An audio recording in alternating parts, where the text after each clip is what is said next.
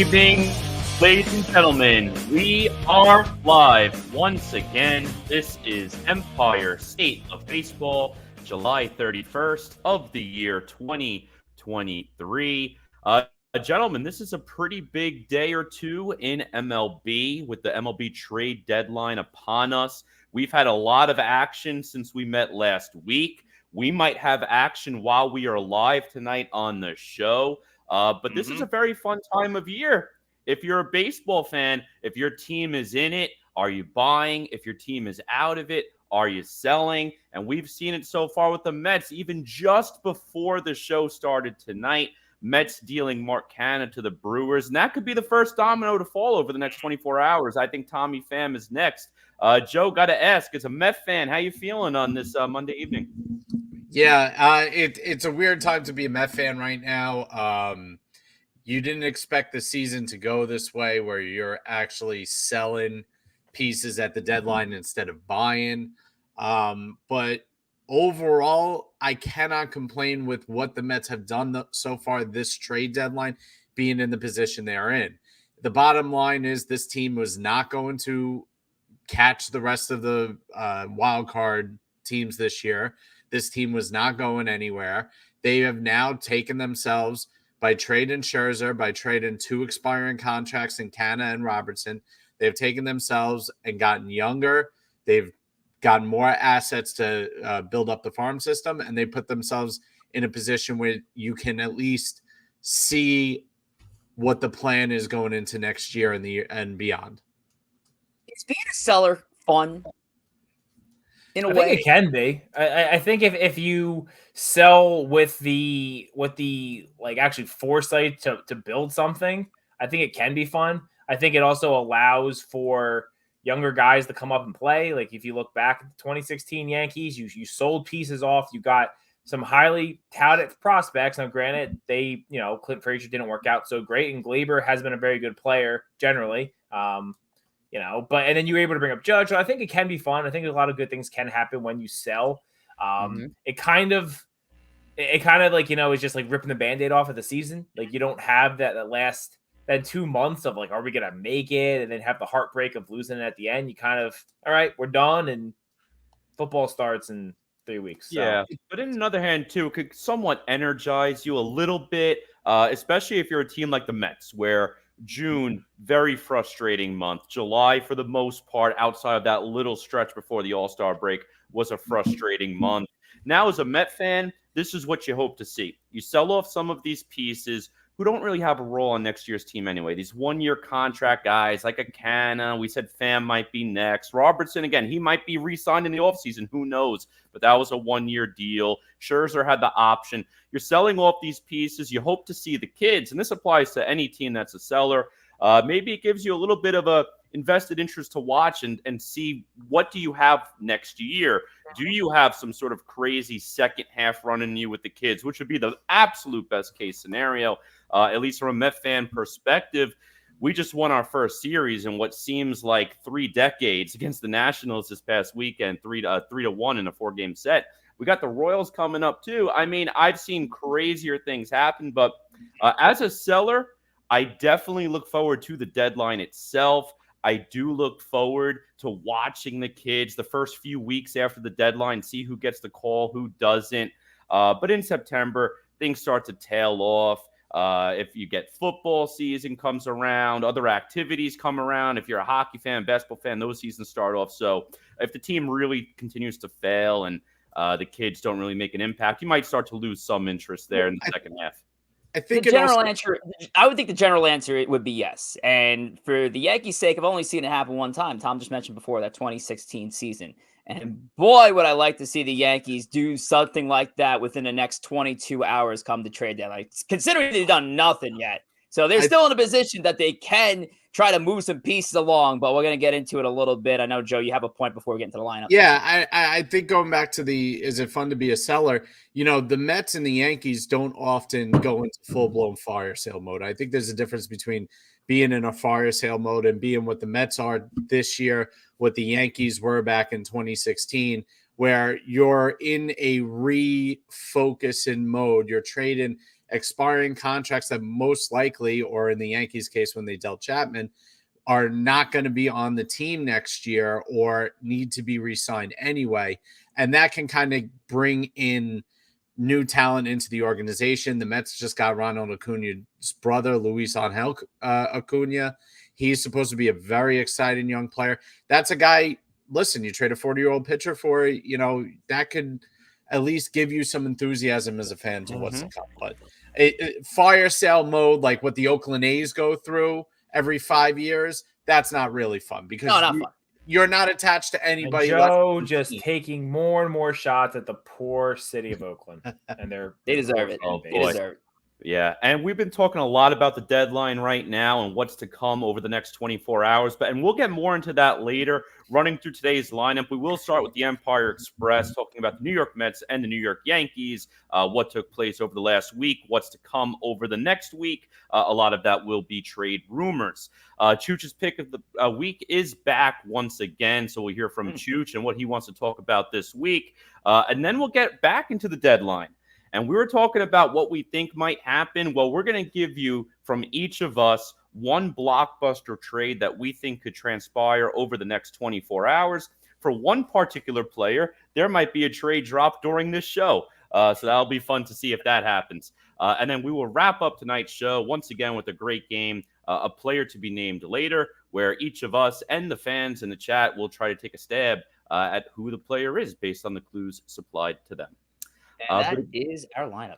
So let's get into it. The Empire Express, all aboard, because it's been quite the ride for both these two teams. And you look at the last week alone with the Mets, and we'll start there with the New York Mets. And I don't even want to get into how they did against Washington, although they did well, 3-1 series they took there against the Nationals. But the biggest stories were the Mets made some big trades. Max Scherzer off to the Texas Rangers. David Robertson off to the Marlins. Today, just within the hour, Mark Canha is off to the Brewers for their 30th ranked prospect. So we're seeing the obvious direction. That catalyst was David Robertson. Once we knew David Robertson was gone, we knew where the Mets were headed in the trade deadline. It was going to be sell mode there. So, Corey, when you saw that initial news drop of David Robertson getting moved down to Miami, what was your thoughts? The absolute most initial reaction was a bit negative because it just came off of a win. And we were just saying the Mets have this 4-game sets versus the Nationals. Then you have 3 versus the Royals. They were about 6 games out in the wild card. And then you trade David Robertson in division to one of those teams ahead of you in the wild card standings.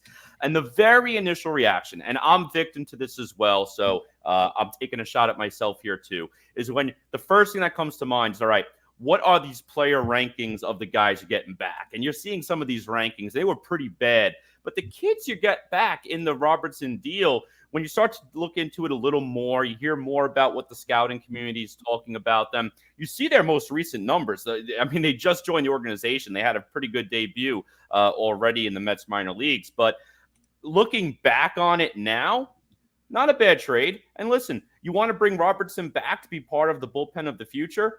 Give him the same contract in this coming off season. It's a 1-year deal. The Marlins bought a rental, gave you a couple of young kids. These kids are not going to be in the major leagues next year, but helps to build up your depth. And who knows?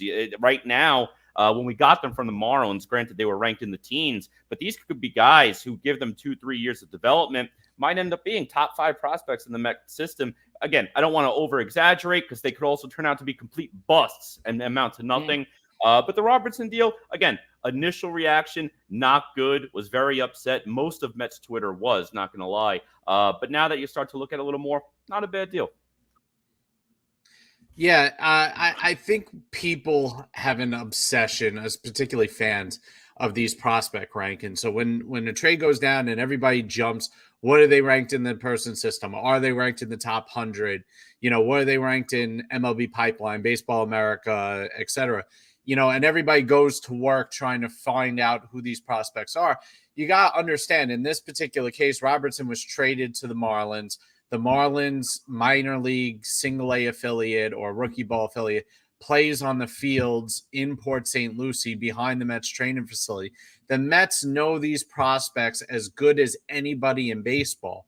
So I'm convinced that Epler and the front office knew who these guys were thoroughly. They knew exactly what they were doing. They put Robertson on the market earlier. Yeah, could they probably have gotten something ranked higher according to everybody?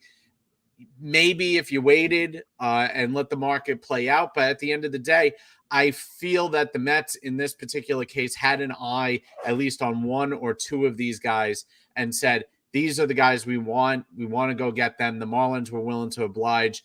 And at the end of the day, you traded a 39-year-old closer on an expiring contract in a team that was 7.5 games back of a playoff spot for two young 18-year-old prospects that are going to say, we'll see.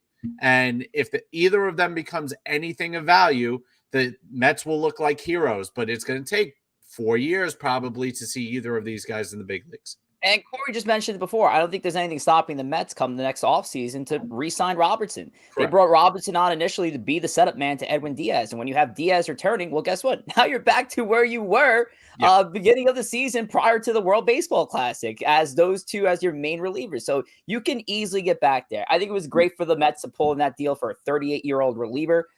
There was a lot of pundits did not like the trade, but hey, for the Mets, those two low-end prospects for the Marlins all of a sudden now become your number 7 and number 19 in your own organization. So there's a nice reshuffle there. And even though you look at the other two trades as well, you added your now number 2 prospect, your number 7, your number 13, and your number 19 within the 3 trades. So very nicely done there by the Mets to bring in that depth to your minor league organization. What do you got to say over there, Tom? I know you're stirring something. I was just gonna say what's gonna be interesting. I know we're talking about maybe Robertson resigns a la what Chapman did in 2016. Like from the outside looking in, it just seems like the vibe around the Mets right now is so bad. Like with what happened with Scherzer and possibly Verlander. I don't know. I think it's gonna be we're getting ahead of ourselves, but I think a interesting offseason could be coming because it seems like the vibe in that clubhouse and what players would be saying on the way out is not going to be positive.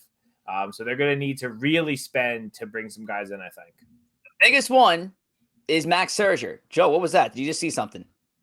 Domingo Germán is warming up in the Yankee bullpen, and he was scratched today due to injury. Yeah, that's openers, baby. We're bringing in openers now. We've gotten to that point.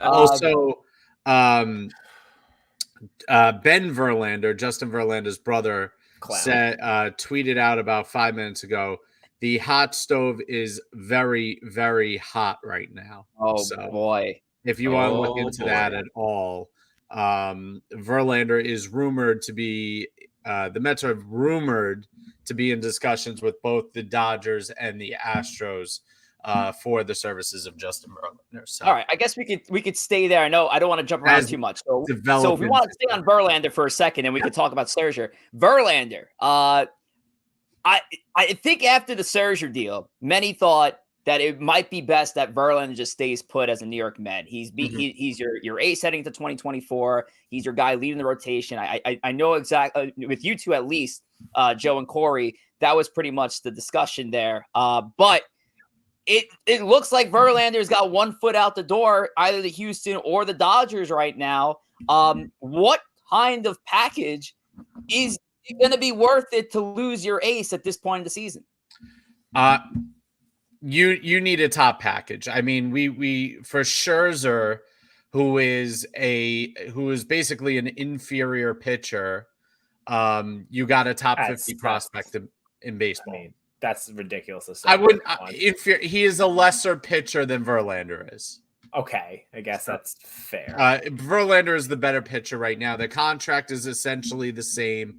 Verlander has an extra year option, but it looks like Verlander has a little bit more left in the tank than Scherzer does. And how much did the Mets pay of 30? Scherzer? I think it was 30.5 over this year and next year. Okay, and he's owed like 60 some, 62. I think he's. So they paid like half-ish. Yeah, about half-ish. Okay. And, but the big thing with that Scherzer trade though is that the option year the Mets owe 0, so it works out that they're paying basically everything that's left for this season. The Mets have no money on Scherzer on the books for the 2024 offseason, so that'll be good to work with.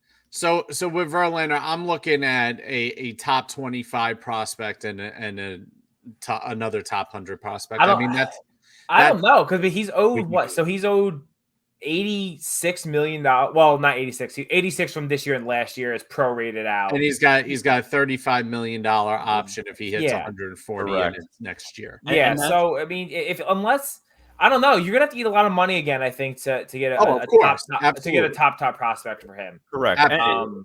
And that's But where I it's expect a tricky. bigger return than I got for Scherzer because he is a better pitcher. So for me, I do not want Verlander traded necessarily unless an offer blows me away. Like if the Dodgers offer something silly, like they offer Bobby Miller and Pages, who's the number 4 prospect. He's an outfield prospect. And Bobby Miller, we've seen the kind of talent that Bobby Miller is. If they offer something silly like that, I'm driving Verlander to the airport. I mean, that's just the bottom line. But short of that, like to me, the Astros are not even in the conversation because I don't see what the Astros can give you, at least in terms of top prospects. That is a very depleted farm system. What they could give you that will improve the Nets going forward. They'd And have I to eat think money. right. I think with the Dodgers, you can get 2 or 3 pieces from them that are legitimately going to be part of your future, and you can pencil in basically starting next year. I mean, most of their upper level prospects are major league ready and just roadblocked. Mhm.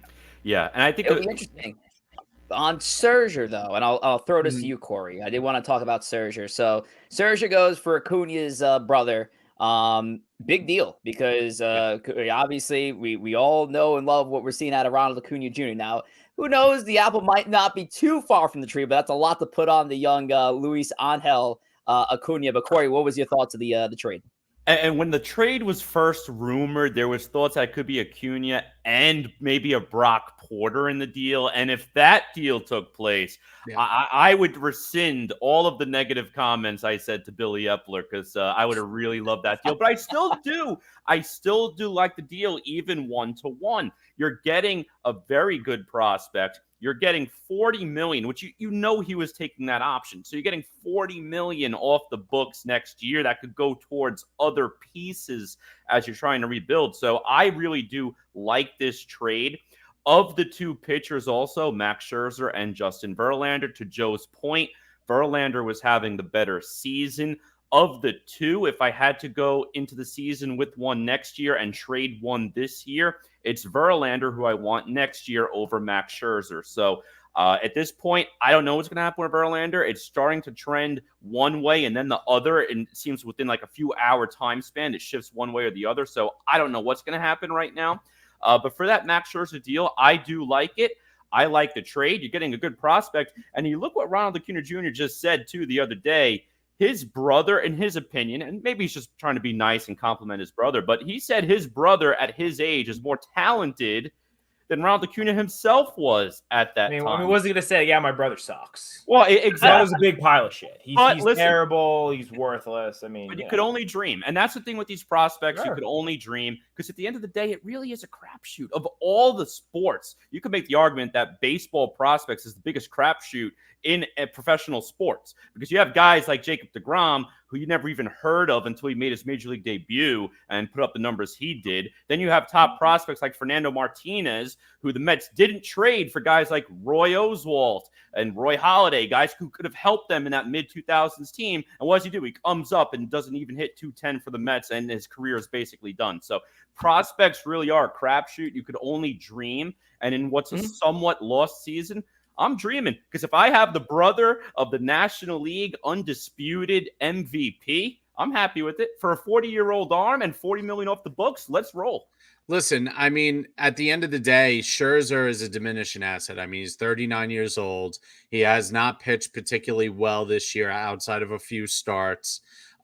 We remember what happened last year. He had a great first half of the season, dealt with an injury, came back maybe a little too soon, spits the bit against the Atlanta Braves and the San Diego Padres. And at this particular point, it's fair to wonder how much he's going to have left in the tank. You know, he has about a 4 ERA this year. That he at this point has made himself a replaceable asset. So if you can get something of value for him because another team is trying to win it all, I think that that was a good move by the Mets. Acuna looks like he's going to be a very good prospect. His comps are more towards Ozzy Albies of all things, ironically, than his brother himself. But that's exactly the kind of player that you would take on the Mets. An Ozzy Albies type would be a staple on the Mets for at least a decade, and that's something that could help them. So for me, I think it's a win-win. The Rangers replaced DeGrom in the rotation. Now they have Evaldi out as well. They went out and got Jordan Montgomery to fill Evaldi's spot. And the Rangers are trying to go for it. So there's, at this particular point, not much the Rangers have in the way of choice. They went out and got who they thought was the most affordable pitcher and the best pitcher for the price. So for the Mets, here's the other thing with the Mets. They're an old team. Let's no bones about it. I mean, trading a 39-year-old pitcher off your team for a 20-year-old prospect and replacing him, I mean, drops your average age by 2 or 3 years probably on the team. So this team needs to retool a little bit. They need to get younger. They need an infusion of youth, and this is the start of it. So I don't see a Scherzer as an irreplaceable asset for next year. I think the Mets did very well here. A bit of over 21 hours ago until the trade deadline at 6 p.m. tomorrow. We'll see if Tommy Pham follows that trio of Mets that did get dealt over the last few days. But let's go to the crosstown side of it. Let's go to the Yankees. Now, the Yankees have done nothing. And about a week or so ago, many thought that the Yankees were in line for Shohei Ohtani. And then they got swept by the very same team that carries Shohei Ohtani, effectively turning them from buyers to sellers after that deal. Cody Bellinger, the Cub that was long traced to the Yankees, that Joe was even saying on this show, he had a perfect mock trade for Cody Bellinger to become a Yankee. Well, guess what? The Cubs are now in it. They have the longest win streak in baseball right now. They're also one of the hottest teams over the last couple of months. The Cubs have now declared themselves buyers, and they made a move just recently for Heimer Candelario, another player connected to the Yankees. So, Thomas, what are the Yankees actually buying within the next 22 hours? I mean, at this point, there's nothing to buy. The things that you would have needed, and potentially too, if you think you're going to be able to make some run, they're gone. Other than Tommy Pham, I guess if you say Tommy Pham, he's going to be available. You know, I know Corey had a mock trade for him. Plays left field. Yes, that does improve the team. Does it improve the team enough to make them a threat? No. Even though Pham is having a very nice year. It's not out there anymore. The real question is do they sell? But they don't have really anything to sell other than Gleyber. Gleyber's the only thing that I think that would make sense to sell that has value. I don't think it makes sense to deal Clay Holmes. I don't think it makes sense to deal Michael King. I think there's a lot of value in giving up a starting pitcher that gives up 7 earned runs to their division rival yesterday in Luis Severino. No, there's no value in the players they have. They can get maybe mediocre pieces for maybe Bader or IKF, but you're not going to get much out of the players that they can possibly. I think Gleyber has value. I do. Gleyber, and I know Joe, you're Gleyber's biggest fan. You're going. Gleyber's a very good sell. Yeah, Tom. Gleyber's that is not a retool. If you try to trade guys like Gleyber Torres and Clay Holmes, who you do have control of, those are straight up sell moves. Sell moves that I would be behind on, by the way. I'm not saying I'm not. I wouldn't be behind Clay Holmes. Gleyber, I would be at this point because I think you could get something decent back for him. You can just then put what's his name? Peraza in to just kind of fill the gap in the lineup. Let him play every day. Let him see what he is. That is an option. But yeah, exactly. What are you going to get for Bader? What are you get for ICAP? Nothing. It's done. I mean, the problem with the Yankees is that they're basically devoid of prime talent.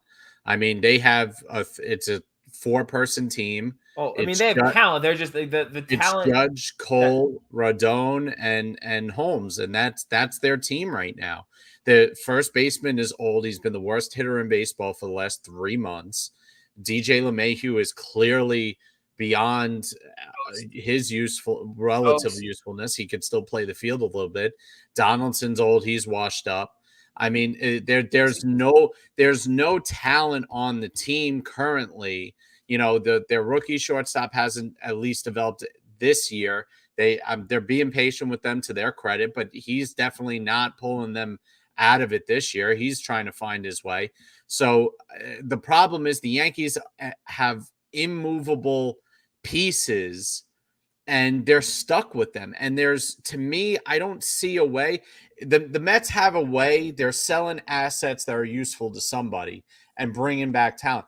I don't see that option for the Yankees. I don't see where it exists. Even the talent that's decent in Cole and Rodon, their contracts are so crazy that most teams won't go near them or won't give you anything decent for them. Yeah, so Joe, I think about that. Something here. I think about that David Robertson trade that happened last week and how Met fans got on the team for not getting enough pieces out of David Robertson. And I'm at the point where it's like, if the Yankees can sell anybody for anything, I'll be happy.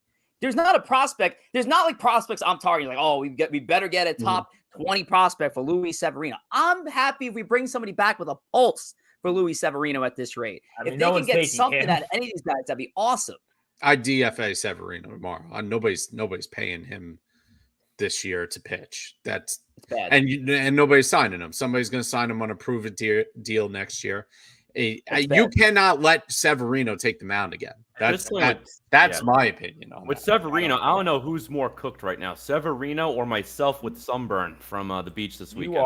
You are. Yeah, I mean, listen, I at this point, I feel like the best case scenario for the Yankees is that they continue to be bad. They have their first losing season since 1992, 1993. And they actually make changes. And that changes isn't just getting rid of Aaron Boone. Because has Aaron Boone been great? No. Is he the problem? No. Like the problem is does Howe get his daddy mad enough or like his dad mad enough to then just clear house in the front office and say, you know what? You're all gone. You're all fired. Done. We're cleaning house. I just don't think he does. I don't think he has it in him. I think Cashman stays. So it also just kind of doesn't matter if they just meander to a 500 record or even if they have a losing season. I think nothing changes besides that they fire Boone and that doesn't fix anything. And then they replace him with Boone 2.0 in the offseason. I mean, that's pretty much it. It has to be an organizational clearing. Fishman's got to go. Cashman's got to go. I don't care. Like everybody who's been under Cashman's watch over these last 20 years got to go. It's got to be a full clear out if the Yankees don't make the playoffs this year, and that's where they're headed. And in the next 22 hours, I just don't know if there's a conscious Yankee fan out there that thinks that there are players still out there that the Yankees could acquire that will save their season. Their problems are internal. There's not. If the Yankees traded for Juan Soto. Tom, can I get a point out? There is no external point on this team. There's no external solution. Everything's internal. This system has been broken for the better part of 13 years. Probably longer than that because we could chalk up 2009. Yeah, it was a good team, but it was a team they purchased. Over the last 25 years, this team has done really nothing else but just get to the playoffs, meander to the playoffs, back into the playoffs, have a great regular season, and then find their way into a first-round elimination of the playoffs. I'm done with it. This organization philosophy needs to change. Can't do it anymore. The problem right now is even if you fire the GM, the next GM is coming into a situation where he's got no flexibility.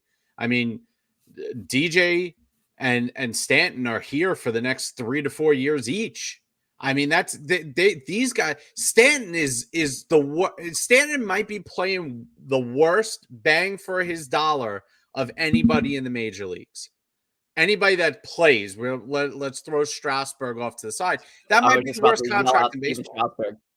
I mean, who else is playing with a contract Stanton size that is given less production than Stanton has? Anthony Rendon, maybe? That would be the one. It's probably the only comparable one I could say. And Rendon's contract is up before Stanton's. Mm-hmm. I mean, Stanton, the thing that Stanton can or Yankee fans can say with pride about him is in big games and in the playoffs, he does show up and he has been a very dangerous player in those situations. But yeah, he's always hurt.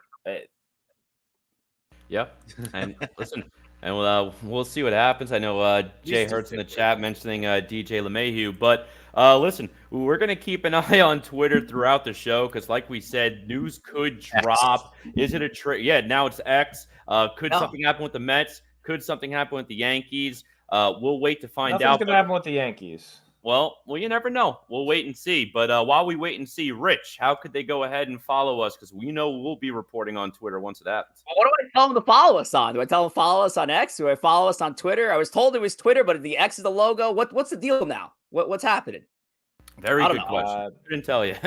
I got X/Twitter. So make sure to follow us on X/Twitter or Twitter. Use I don't know, FKA Twitter. Follow us on X at ESB Podcast, at G Gory for Corey, at JR Pugs for Joe, at Rich J Rivera for myself, and at T Wospil for Tom. Give us a follow on the new and improved Twitter, now known as X. And also, the New York Strike Exchange gets revealed every Friday on Instagram and X as well. So make sure to give us a follow on Instagram at Empire State Baseball, X at ESP Podcast for the New York Strike Exchange. Now, let's get into some Chooch's pick of the week. Chooch had a bad record this year. We all know this. Oh, yeah. Chooch is just as bad as the Mets and the Yankees this year. 2-5-1. He picked up a win and a loss somehow, some way during All-Star Week, correctly predicting the NL All-Stars over the AL All-Stars, but then incorrectly had Adolis Garcia to his eventual first-round knockout in the Home Run Derby. So let's throw it to Chooch now for Chooch's pick. Where is this video? Here we go. Chooch's pick of the week. What's up, ESB crew? Chooch is back with Chooch's pick of the week. And yes, the leopard blanket is still here. This week, we're going to have the Marlins versus the Phillies in a 4-game set. These are two teams fighting for a wild card spot. The Phillies got all their good pitchers going up this week. And I think this week, Bryce Harper is going to break out of his slump. Yes, he is hitting, but not for power. I think he's going to have a very good week, hit a couple of home runs. And I think the Phillies have too much talent on their team to lose this series. I think they're going to win the series. What do you guys think? All right, and Chooch fully embracing the leopard blanket now that it's even infected our broadcast graphic here. So he's got the Marlins and the Phillies, 4-game set. What do you guys got in this series? I'll tell you what, I'm going to go with a 4-game set. I'm going to go with the boring pick of a 2-2 split. I mean, both teams right now trying to fight there for the wild card. Marlins with the big trade we just talked about earlier with David Robertson. Would love to see Robertson get some action there in this set. So I'm going to go with an even split. Yeah, I actually, I'll go 3-1 Marlins in this. I don't like either team, to be honest with you. And this is the frustrating part about the Mets year. The Phillies and Marlins, neither of them are good teams. And all the teams that the Mets are behind, these teams are nothing special. They don't inspire you. They're flawed in very deep ways. And I don't like either team. I think they're just above 500 teams. So I'll go Marlins 3-1 in this. A little momentum off the trades. Yeah, I was gonna say the exact same thing, Joe. I'll take the Marlins 3-1. Maybe they add another piece. Maybe Gleyber Torres joins the squad midway through the series, really gives them more of a boost. I'll take the Marlins, and they fight themselves into a wild card spot. I'm actually going to agree with Tom and Joey. I'm going Marlins as well. 3-1 on the series. They still have good offensive pieces in there. Luis Arias is still bordering around under 400. I don't know where he's at right now. I think he's probably down to the 380s at this rate. I don't know. But yeah, the Marlins are still looking good. They're still as serious as they were when they got off to that hot start to begin the year. Obviously play at an uninspiring at least because the Braves are just that awesome this year. But the Marlins, Phillies fighting for that wild card spot, and the Marlins, I think, get this series. I like Tom's point too. You might add Gleyber Torres to that mix. Who knows? So you never know. But our fans who've known us since day one know about Twitch. Is that correct, Joe? Yeah, you can download Twitch and subscribe to Empire State of Baseball. The link is in our link tree on both Instagram and Twitter. You can hit the subscribe button. You get notified anytime we go live, and have it on all your smartphone devices or web browser. Joe hasn't embraced the X yet. He just called it Twitter. So I guess there's still Twitter over there. No, it was Twitch. Right. It was the Twitch thing. I didn't call it Twitter. No, but you mentioned the bio was still in Twitter. Oh, yeah. Well, You put that wrong in the thing, so I You didn't blame put it you. wrong in the thing. I said No. X parentheses Twitter. We're all getting used to it. All righty. Let's move on. MLB trade deadline, like I mentioned multiple times, just about 22 hours or under 22 hours away from the big deadline tomorrow. I'm looking forward to working a full day and just getting absolutely blown up by Twitter or X or whatever the hell, and finding out who's going everywhere. Over the last couple hours, there's been just deals spinning. We just mentioned Heimer Candelario just went, and AJ Pollock just got traded to the Giants. And I'm sure we're going to see more Paul Sewell to the Diamondbacks. But we're going to do this again. Like we did 2 weeks ago with the Mets and Yankees, we're going to get into some last-minute blockbuster trades. And before Ben Verlander drops the ball on Justin Verlander here, I know, Corey, you want to talk Justin Verlander to start things off. So what do you got? Yeah, definitely want to talk a little bit of a Justin Verlander trade, and I have it to our favorite O's. Little O's action here. Mets sending Justin Verlander to the Orioles, acquiring 2 prospects, DL Hall, their 9th ranked, and Joey Ortiz, their 5th ranked prospect. In this trade, also, the Mets do need to eat some of that contract, so I have the Mets basically eating half of the contract that's left, pretty much right down the middle, $30 million. That covers what's left of this season. It covers half of next season. And again, vesting options. There is that 3rd-year vesting option, which pretty much is going to hit bearing a crazy injury. You cannot give money to cover potential options. So they can't cover any money there. So this would be an interesting trade. Orioles, I couldn't even tell you the last time they were in the playoffs. This is a good time for them to really make a mark, get a big name veteran pitcher who's been there, done that before, has won the World Series in the past, bring some veteran leadership to that team. And the Mets, again, you're restocking your system. You're not getting all the money, but you're getting some money off the books next year. DL Hall, you are getting a pitching prospect back. That's been the one complaint for a lot of these trades. The Mets aren't really getting pitching back.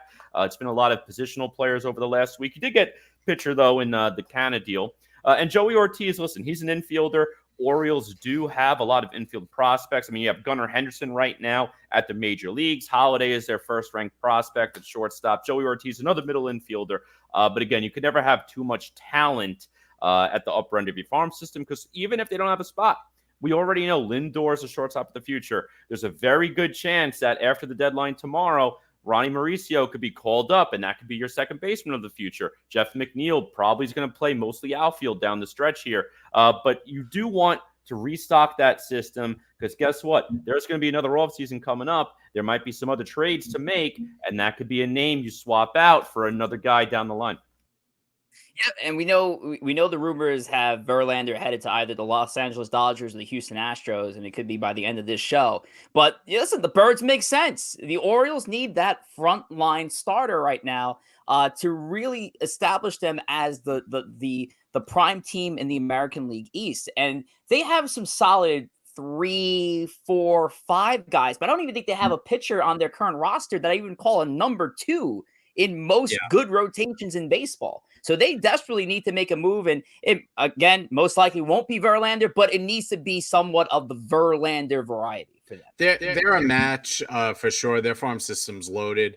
I would push for one of the outfielders. The Mets are devoid of outfield talent in their minor league systems. So I would push for a Kauser or a Kyrgyzstan in there instead of the Ortiz. I think you're on the right track, though, in terms of what you're looking for in return.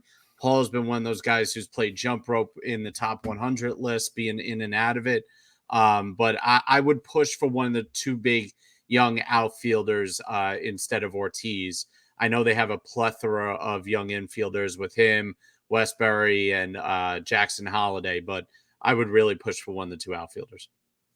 Tom. Sorry, go ahead, Corey.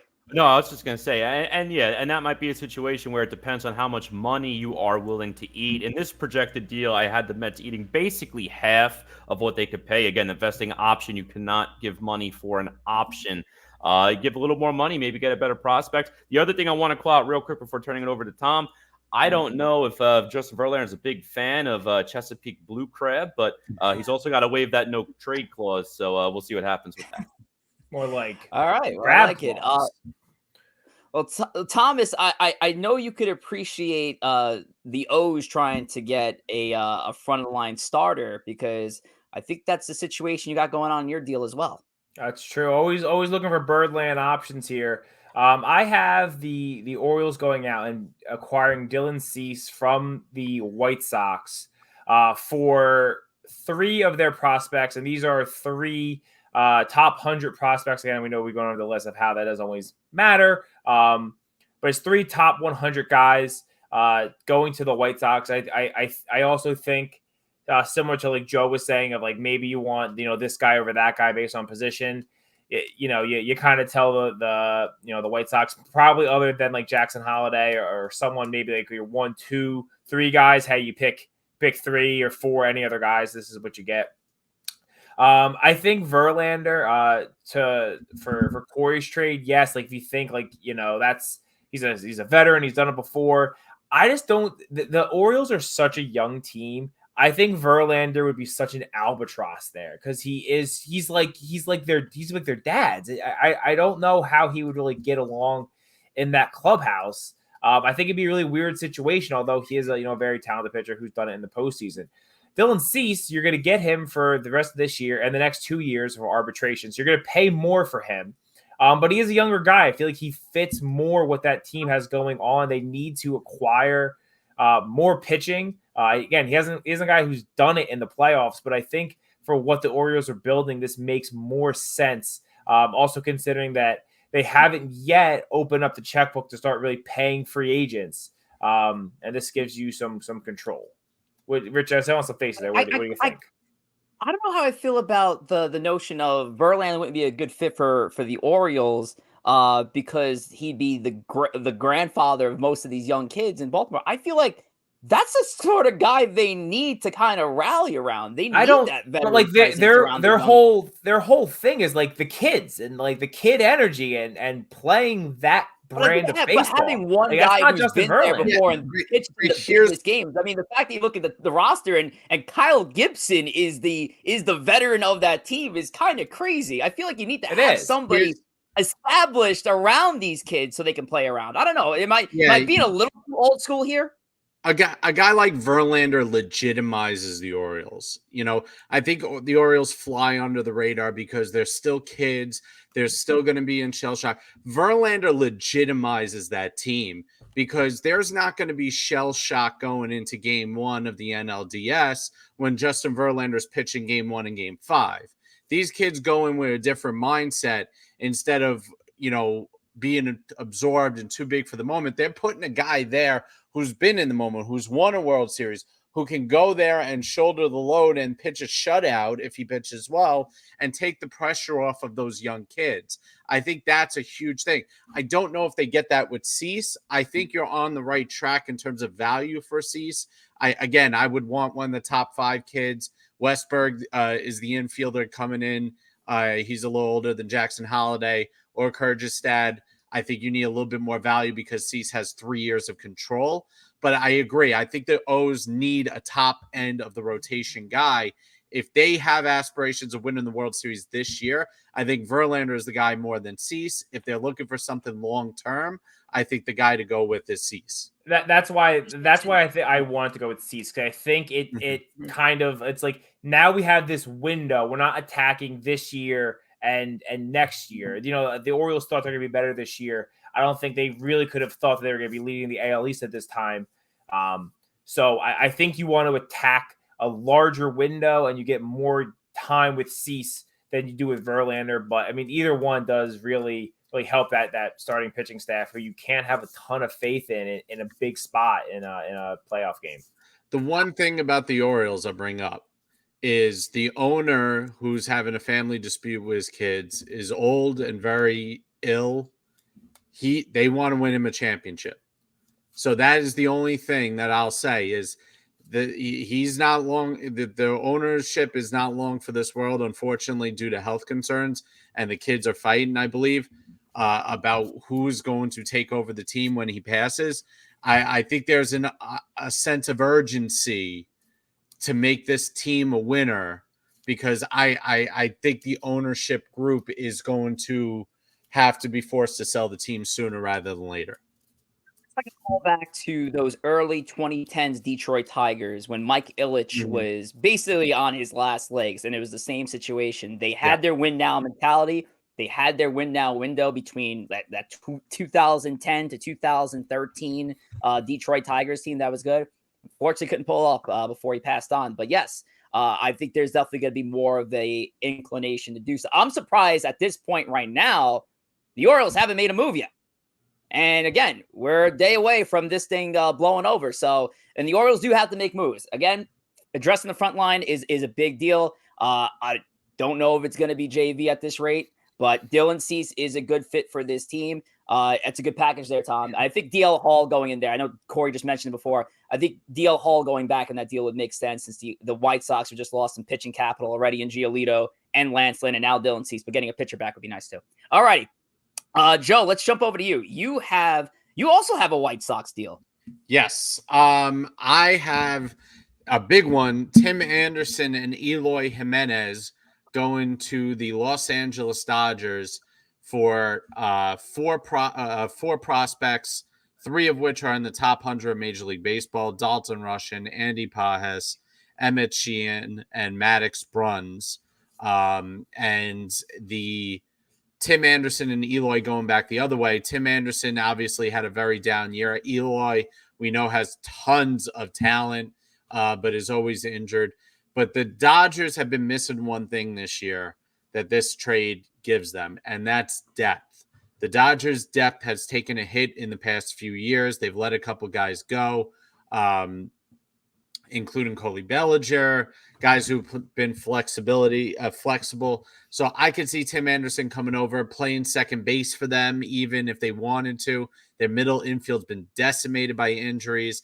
And something about Eloy getting out of Chicago, to me, I know he's injury prone. I know that follows you no matter what, but something about a guy like him going to the Dodgers, it just makes me think that he's going to realize his full potential in a Dodger uniform. And again, Anderson control for next year. He's had a terrible down year, but sooner or later, he's going to turn it around. I think putting those guys in the LA situation would turn both their seasons and their careers around. I was going to say, breaking news, guys. Anthony Rizzo got a hit, so that was exciting. But then Stanton then proceeded to ground to a double play. There was first and third, 1 out, inning over. Look at that. That's it. That's what you had. That's all you had. Anthony Rizzo getting a hit. I think was breaking news. Exciting. All right. That is true. The only issue I have with this deal here, Joe, is Eloy Jimenez is going to be on the same team with JD Martinez. So who's playing a corner outfield spot between two guys who really should be DHing?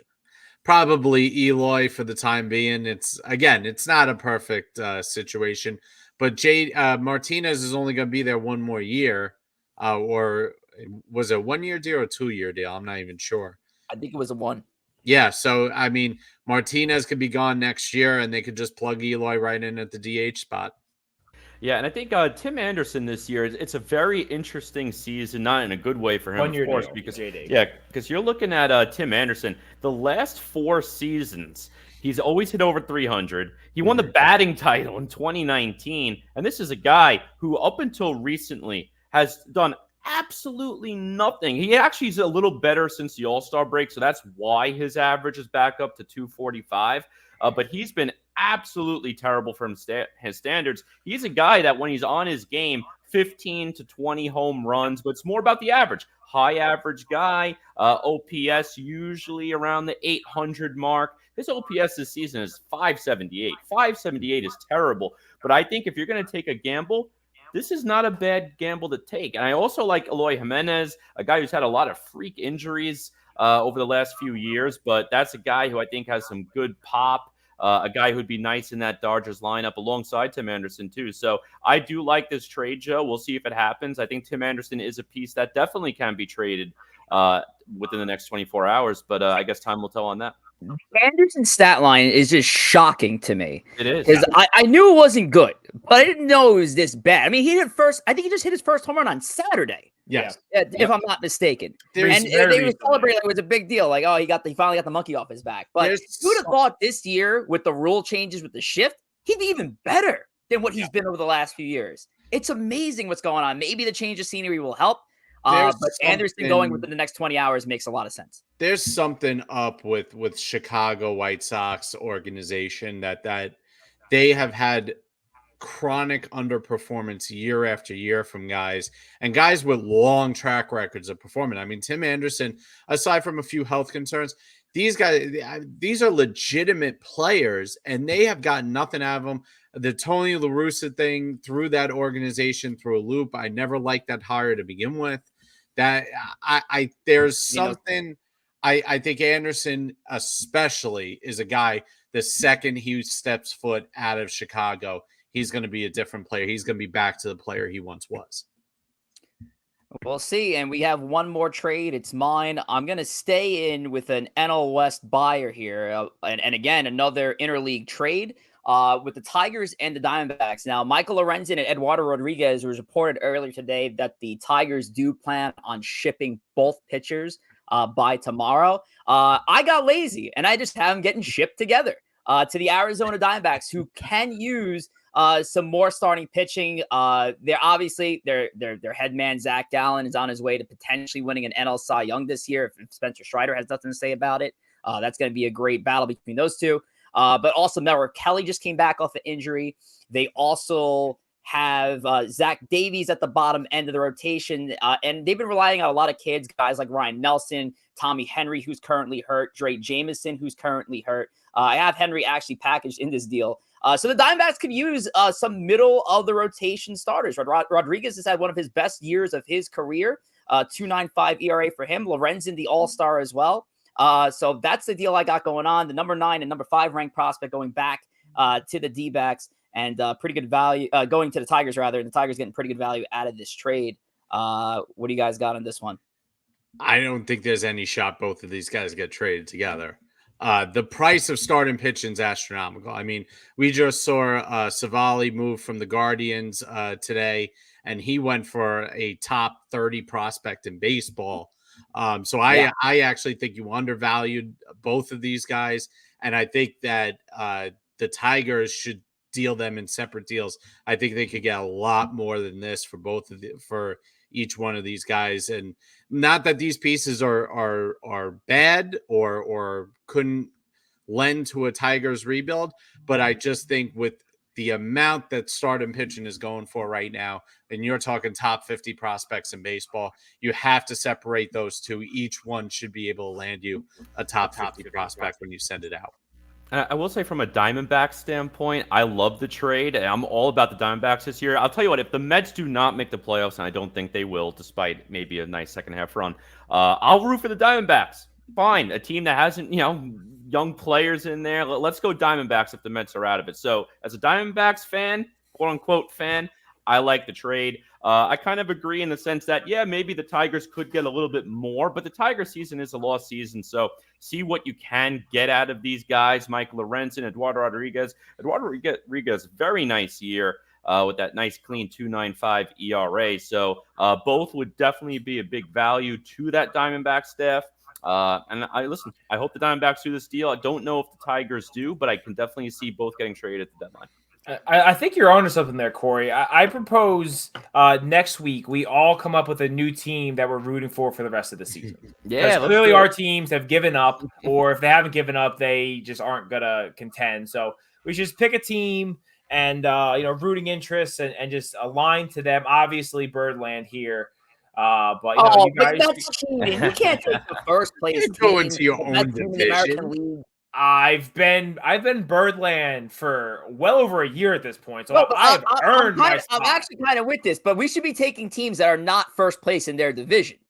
We should be taking teams that are if you picked them when they were last place in the division last year and you adopted them and then you helped nurture them to the juggernaut that they are. You could only do that as a Yankee fan because no other fan base would ever root for an in-division rival. The Yankees are the only ones who are so overly spoiled with championships that they can root for an individual rival. That would never, ever happen. That the only other person that could do that is a bunch of Patriots fans. That's it. I gotta say is if you go all the way back, and we're gonna plug YouTube in a little bit, but if you go back on YouTube and go to our preseason prediction show, Corey Favs had the Angels holding on to Ohtani and making a run at the playoffs. And guess what? Corey's onto something. They're That's doing it. exactly where it's headed to right now. Because the Angels have made some big moves over the last few days with CJ Cron, Randall Grichuk, and Lucas Giolito. But I thought that was an interesting note. I needed to shout out Corey for that because that's something else. And the Angels are looking like they're on that pace. We'll see what's going to happen, though, within the next 20 hours of the trade deadline. And we'll keep you posted on our social medias, Twitter and Instagram. Tom, what's the case with Instagram here? Well, on the positive note, it's still called Instagram. They haven't changed their name to or to some other nonsense. You can follow us on Instagram at Empire State of Baseball. You can follow our individual accounts at Corey Favs, at JR Pugs, at Rich J. Rivera, and at T. Wospil. You can check us out for our post-game recaps, our post-trade recaps, as Joe kind of debuted. We've gone live at times for close games that matter, so we won't be going live for close games for the rest of the season because none of our teams have games that matter anymore. But check us out there, doing some fun things, and yeah, that's all I got. Live is fun, Tom. I'd do it again for just for the hell of it. That was a lot of fun getting on the horn with you and doing a little play-by-play to color commentary on the games. So a lot of fun there on Instagram. But also on Instagram, you can check out our post of our games like this one. It is a player to be named later. Corey, what is our Mets player without telling us? All right, we're going to start off with a few hints here. Very first hint, this player started his 9-year career with the New York Mets, and his final season was actually with the New York Yankees. So he did play for both teams, starting off with the New York Metropolitans. The second hint you can see on the board, this player was primarily a starting pitcher, but did spend some time in the bullpen over the course of his 9-year career. And last but not least, his best seasons were within the rotation of the Oakland Athletics, our favorite Oakland A's. That's the team mentioned a lot during our season this year. This feels like this should be easy, although no one's jumping out to me. Keep an eye out in the chat as well to see if anything pops out. Gotta hide the chat. I always forget. 9-year career, so it was short. So he didn't spit. Okay, he wasn't with the Mets for 9 years. He started with the Mets. Okay. Correct. That's why I'm like, man, this has to be pretty easy. Okay, so Jason Isringhausen played more than 9 years. It is not Isringhausen. Yeah, Isringhausen was a stud for a while. Came up with the Mets like 97, 98-ish. But yeah, he had a nice career with the A's too. Aaron Small. It is not Aaron Small. It's a good guess though. I don't know if he was a Met, but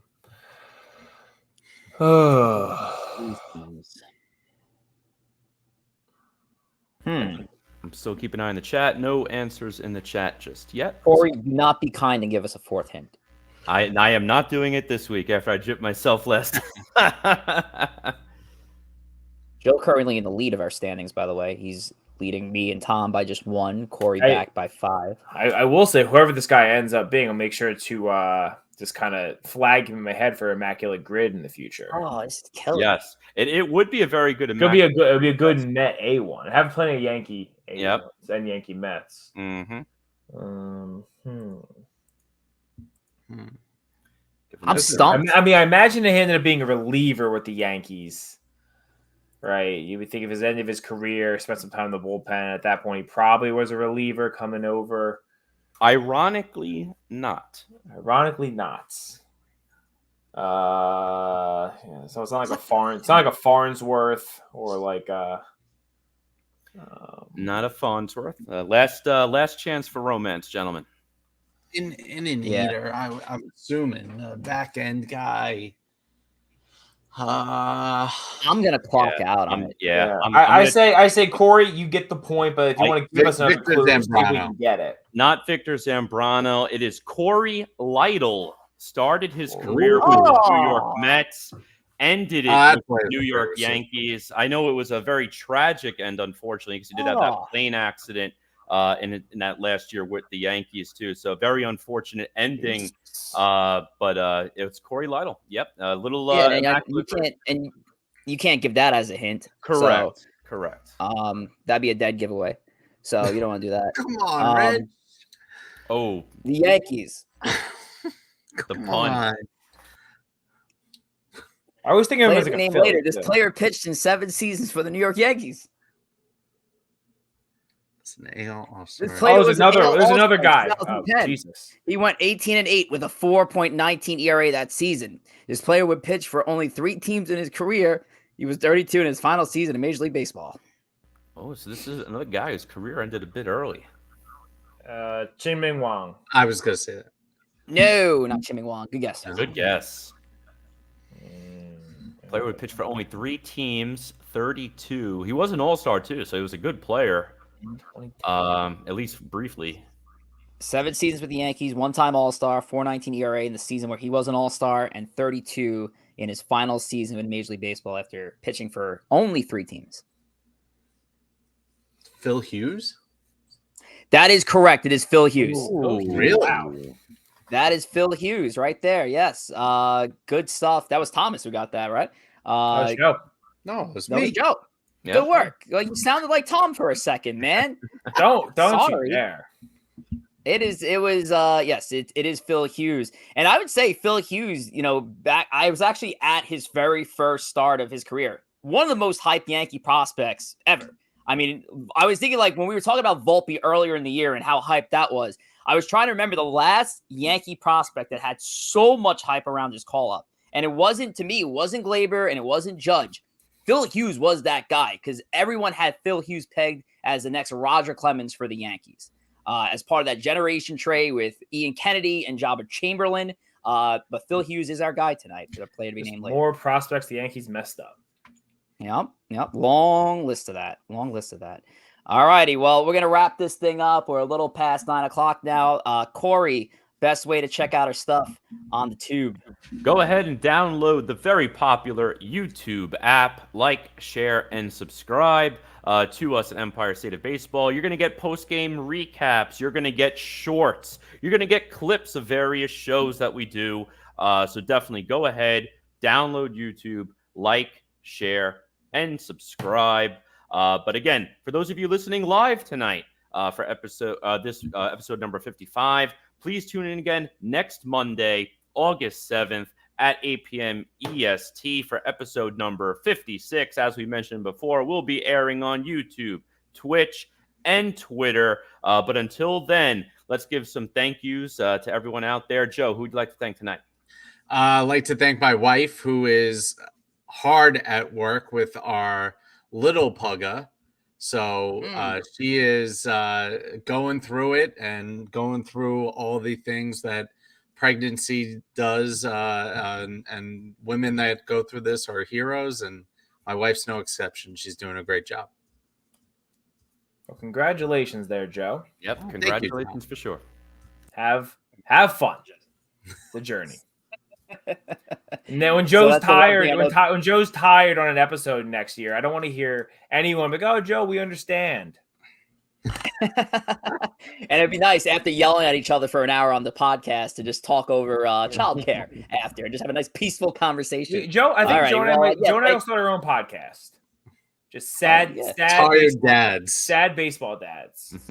Sad baseball dads. I'm behind it.